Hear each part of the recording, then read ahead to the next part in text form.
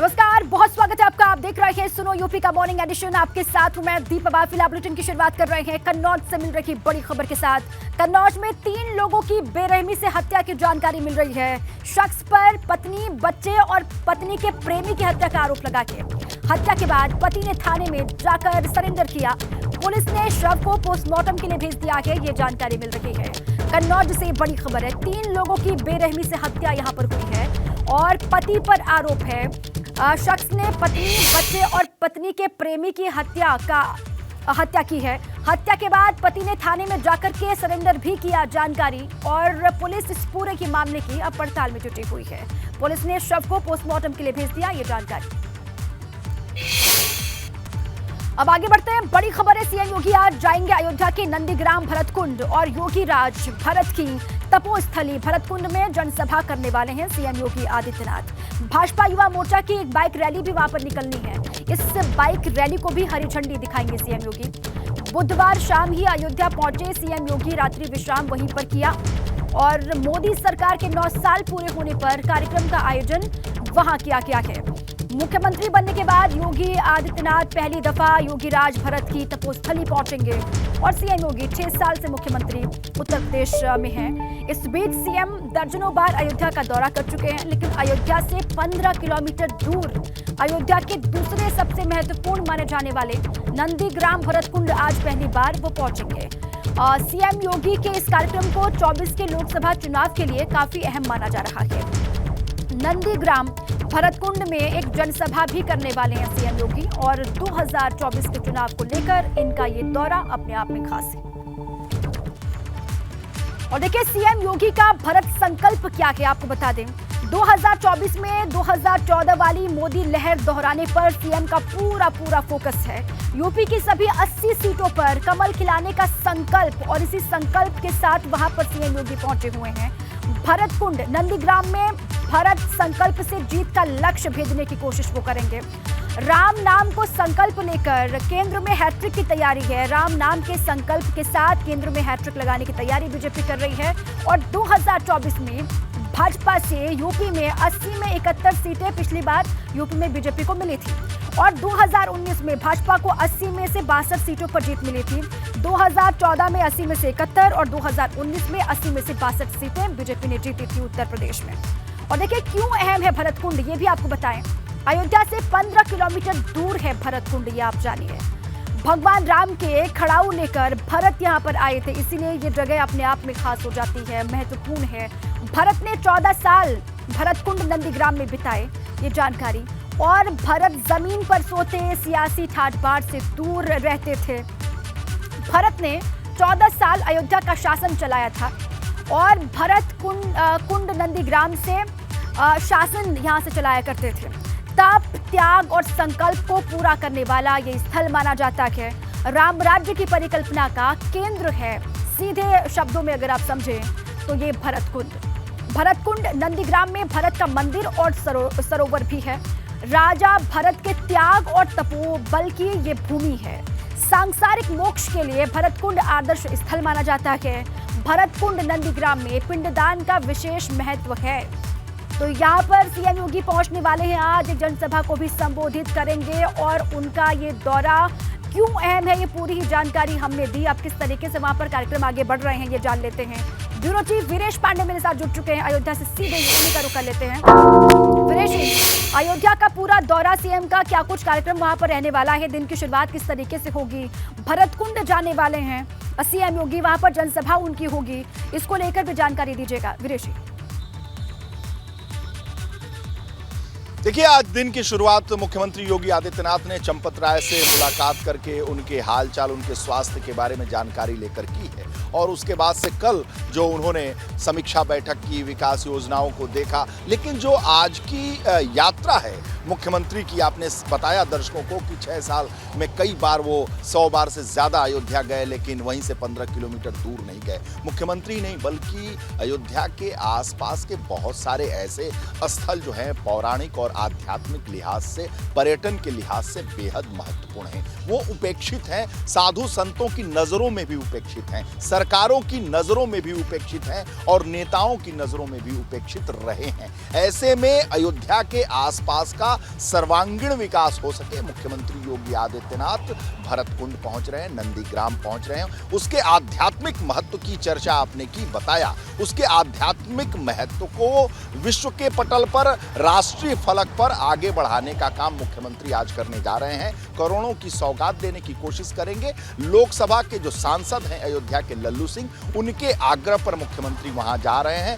जो संपर्क अभियान भारतीय जनता पार्टी ने 80 लोकसभा क्षेत्र में छेड़ी है, वहां आज एक सभा को भी वो संबोधित करेंगे। पार्टी के 80 के लक्ष्य के संधान के लिए वहां से गरजेंगे, बरसेंगे। साथ ही साथ एक संदेश देने का काम करेंगे कि जो उपेक्षित इलाके हैं पर्यटन के लिहाज से, धार्मिक लिहाज से, पौराणिक लिहाज से, अब उनके विकास योजनाओं को भी हम गति देने का काम करेंगे। अयोध्या में मुख्यमंत्री 100 बार से ज्यादा जा चुके हैं। देव दिवाली का जो आपने देखा कि दीपावली का एक भव्य कार्यक्रम हर वर्ष होता है, आप कवर करने भी आती हैं, लेकिन जो आसपास के इलाके हैं वो भी बहुत महत्वपूर्ण हैं और वहां भी अब जो मुख्यमंत्री की विकास योजनाओं का पिटारा है वो भी आज से खुल जाएगा। आध्यात्मिक महत्व बहुत जगह, अयोध्या के आसपास के बहुत सारे ऐसे स्थल हैं जो अभी उपेक्षित हैं, उनका विकास नहीं हो सका है।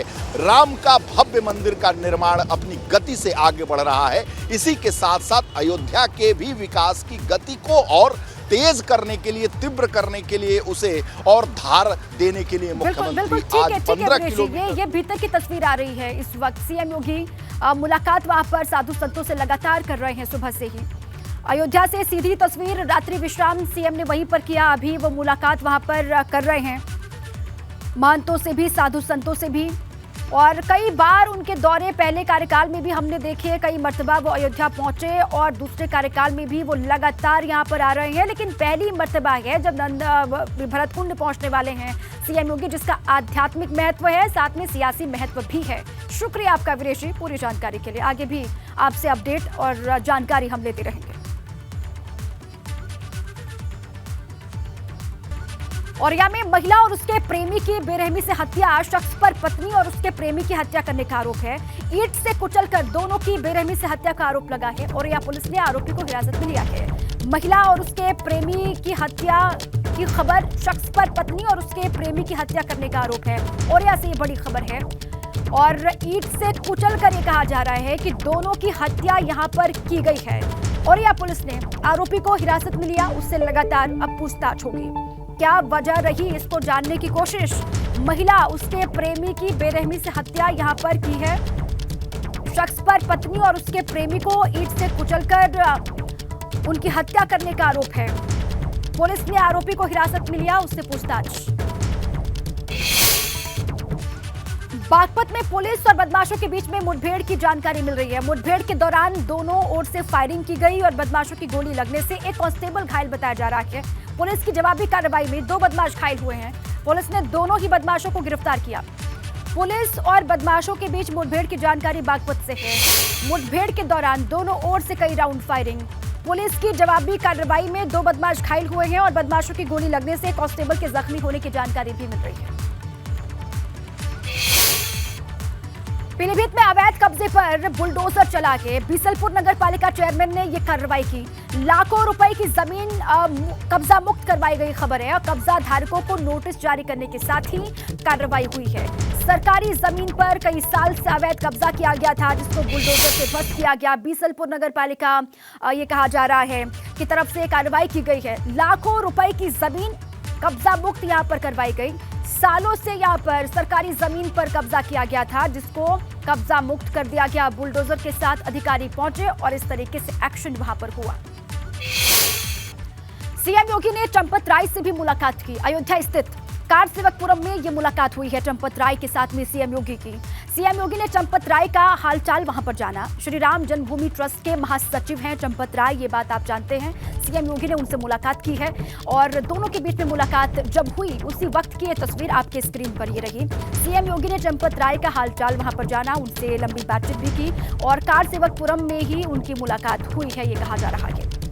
अयोध्या के दौरे पर सूबे के मुखिया योगी आदित्यनाथ और यहाँ पर लगातार वो साधु संतों से भी मिल रहे हैं। इसी बीच में चंपत राय से उनकी मुलाकात की जानकारी, उसी वक्त की तस्वीर आप देख रहे हैं। अयोध्या स्थित कारसेवकपुरम में दोनों के बीच में मुलाकात हुई है, उनका हालचाल जाना सीएम ने।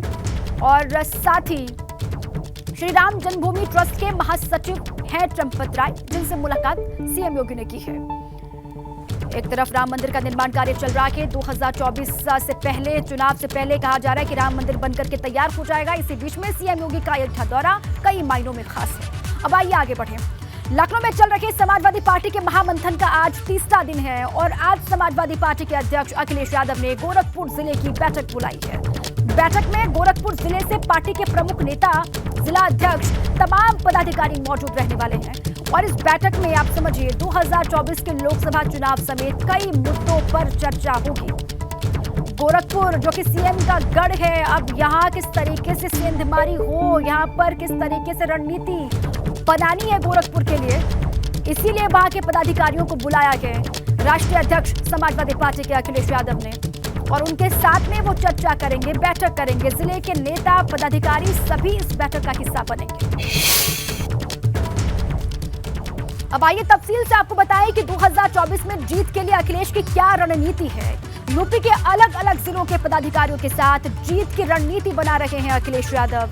लोकसभा प्रभारियों के साथ 2024 में जीत के लिए लक्ष्य पर लगातार फोकस है। जिला, गांव और बूथ स्तर पर कमजोरियों को पता लगाने की कोशिश कर रहे हैं और कमजोरियों का पता लगाकर दूर करने का उनका लक्ष्य है। हर वर्ग के वोटरों को संगठन से जोड़ना समाजवादी पार्टी का टारगेट है।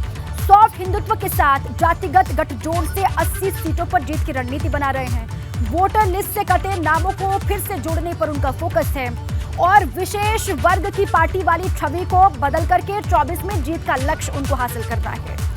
24 चुनाव से पहले संगठन को मजबूत करने पर लगातार वो जोर दे रहे हैं और आप देख रहे हैं अलग अलग हिस्सों को लेकर के वो किस तरीके से पदाधिकारियों के साथ, नेताओं के साथ बैठक कर रहे हैं। आइए सीधे आपको लखनऊ लिए चलें। मेरे साथी अनुभव शुक्ला वहां से जुड़ चुके हैं। अनुभव, आज की होने वाली बैठक बहुत अहम मानी जा रही है क्योंकि गोरखपुर सीएम का गढ़, जिसको भेदने के लिए वहां के नेताओं, पदाधिकारियों के साथ चर्चा करने वाले हैं अखिलेश यादव। क्या डिटेल्स है अनुभव? देखिए, समाजवादी पार्टी भी पूरी तरह से लोकसभा चुनाव की तैयारियों में जुटी हुई है। आपने पहले देखा कैसे शुरुआत हुई, लखीमपुर खीरी से हुई, जो हम कहें कि बॉर्डर का इलाका है, वहाँ से शुरू हुई। इसके अलावा फिर नैमिषारण्य पहुंचे, वहाँ पर प्रशिक्षण हुआ और प्रशिक्षण बूथ के कार्यकर्ताओं का हो रहा है कि कैसे बूथ पर पार्टी को मजबूत बनाया जाए। फिर लखनऊ में भी 2 दिन पहले जो बैठक हुई, वो बैठक हुई जो पुनरीक्षण के इनके प्रभारी हैं, यानी सभी 80 लोकसभा सीटों पर जो प्रभारी बनाए गए, जिनका काम है कि वोटर लिस्ट में कोई गड़बड़ी ना रहे, उसको चेक करने की उनकी बैठक बुलाई गई, उनको ट्रेनिंग दी गई। फिर कल भी बैठक हुई, कल कुछ जिलों के लोग पहुंचे तो उनके साथ बातचीत हुई। आज पूरे गोरखपुर जिले की जो बैठक है वो अखिलेश यादव ने बुलाई है और इसलिए भी महत्वपूर्ण है कि वहाँ पर भी जो समाजवादी पार्टी है उसका प्रशिक्षण शिविर होना है, वहाँ पर भी बूथ के कार्यकर्ताओं को प्रशिक्षण दिया जाना है। साथ ही साथ जो लोक जागरण यात्रा जो अखिलेश यादव निकाल रहे हैं, एक थोड़ा अलग है इस बार, क्योंकि जहाँ पर जाते हैं प्रशिक्षण के लिए वहीं से थोड़ी दूर की यात्रा करते हैं, तो वो भी गोरखपुर में निकलनी है। कैसे ये पूरा कार्यक्रम किया जाए, कैसे वहाँ पर तैयारियाँ की जाएं, इन सारी चीज़ों को लेकर ही ये बैठक बुलाई गई है। इसमें वहाँ के जो जिला अध्यक्ष हैं वो मौजूद रहेंगे, जो प्रभावशाली नेता हैं वो मौजूद रहेंगे, इसके अलावा पार्टी के जो अन्य पदाधिकारी हैं वो मौजूद रहेंगे, पूर्व विधायक मौजूद रहेंगे, पूर्व सांसद मौजूद रहेंगे। यानी एक बड़ी बैठक बुलाई गई है समाजवादी पार्टी कार्यालय पर और तकरीबन 11 बजे ये बैठक शुरू होगी। लेकिन देखिए, रणनीति अखिलेश यादव लगातार बना रहे हैं। आपने देखा कि समाजवादी पार्टी की जो भी उनके प्रकोष्ठ हैं, उनकी भी पूरे प्रदेश में जो समिति है वो गठित हो रही है। यानी उनका जो भी प्रकोष्ठ हो, चाहे हम पिछड़ा प्रकोष्ठ की बात कर लें या फिर महिला प्रकोष्ठ की बात कर लें, हर प्रकोष्ठ में का गठन हो रहा है। यानी पूरी तरह से समाजवादी पार्टी तैयार है। जिले में आपने देखा, वहाँ पर जिले में किस तरह से इकाइयों का गठन किया जा रहा है। तो पार्टी की कोशिश ये है कि इस बार कहीं कोई कमी रहने ना पाए। 2014 में समाजवादी पार्टी 5 सीटें जीत पाई, फिर 2019 में जब उसने गठबंधन किया बहुजन समाज पार्टी के साथ, तब भी उसे केवल 5 सीटें मिली, 10 सीटें मिल गई बहुजन समाज पार्टी को। अब इस बार तीसरे मोर्चे की कवायद दिख रही है। जब नीतीश कुमार ने बुलाया है, नीतीश कुमार आए भी थे मिलने, 23 तारीख को बैठक भी है पटना में, वहाँ अखिलेश यादव भी जाएंगे। जयंत चौधरी के साथ हमने देखा पिछला चुनाव तो ठीक रहा, लेकिन जब ये निकाय चुनाव आए तो थोड़ी थोड़ी दूरी बनती दिख रही है। तो ऐसे में रणनीति क्या रहेगी, किस तरह से काम करना, इन सारी चीज़ों को लेकर खुद अखिलेश यादव लगातार अब पार्टी के हर एक चीज़ की समीक्षा कर रहे हैं और कोशिश यही है कि कहीं पर भी किसी भी स्टेप पर कोई कमी न रहने पाए। तहत तमाम कार्यक्रम चला रही है, वहीं विपक्ष की अपनी रणनीति है और अखिलेश यादव भी बूथ स्तर पर कार्यकर्ताओं को जोड़ने का, उनको मजबूत करने का काम कर रहे हैं और एक तरीके से ट्रेनिंग सेशन चल रहा है अलग अलग हिस्सों के नेताओं का, पदाधिकारियों का, कि सरकार की जो विफलताएं हैं उसको किस तरीके से जनता तक पहुंचाना है और अपनी रणनीति को जनता को बताना है। यही एकमात्र लक्ष्य अभी फिलहाल दिखाई दे रहा है। शुक्रिया आपका पूरी जानकारी के लिए अनुभव। गाजियाबाद से बड़ी खबर है, बद्दों के पाकिस्तानी कनेक्शन की पड़ताल करेगी एटीएस। गाजियाबाद पहुंचे एटीएस के अधिकारी और धर्मांतरण मामले में पाकिस्तानी कनेक्शन की पड़ताल की जाएगी। बद्दों के पास से मिले 30 पाकिस्तानी नंबर और ईमेल आईडी, बद्दों के पास से मिले 2 मोबाइल फोन और सीपीयू की फॉरेंसिक जांच होगी।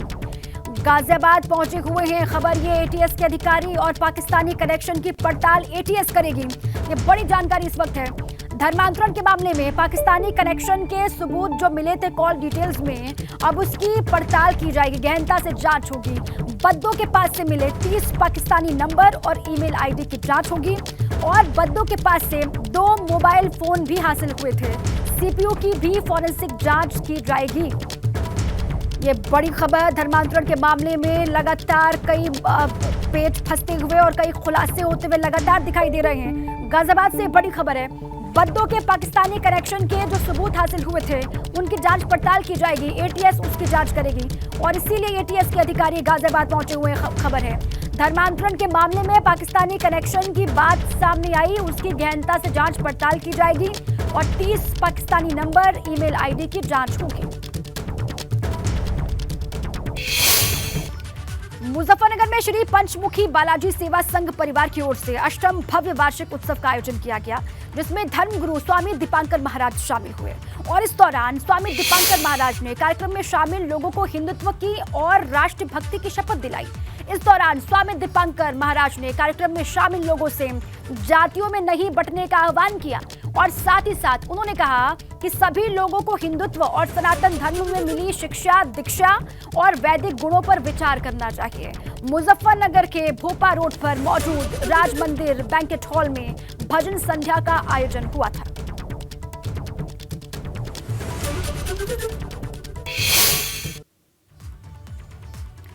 तो देखिए, अष्टम भव्य वार्षिक उत्सव का आयोजन किया गया। स्वामी दीपांकर लगातार अलग अलग हिस्सों में जा रहे हैं, वहां पर शपथ दिला रहे हैं जो लोग उनसे जुड़ते जा रहे हैं और जातियों में नहीं बंटने की अपील वो सभी से लगातार कर रहे हैं। कार्यक्रम में शामिल लाखों लोग और उनसे अपील की कि जातियों में नहीं बंटना है बल्कि देश के लिए एकजुट रहना है।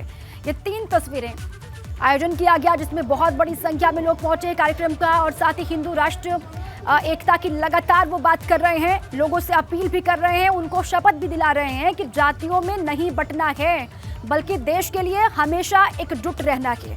परिस्थितियां विपरीत भले ही हो लेकिन आपको यह शपथ लेनी है कि जातियों में बंटना नहीं है, एकजुट रहना है।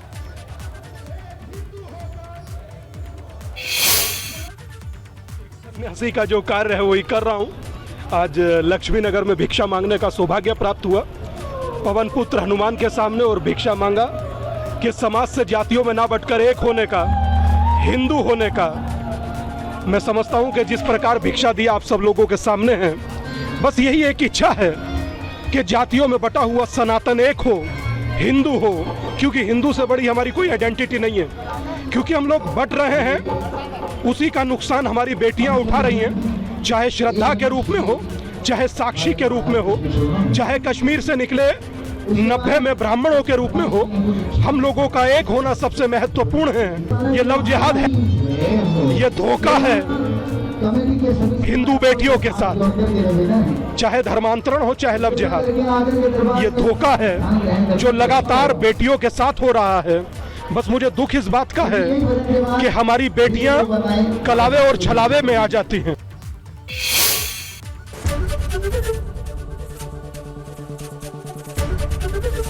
एबीपी गंगा, खबर आपकी, जुबान आपकी।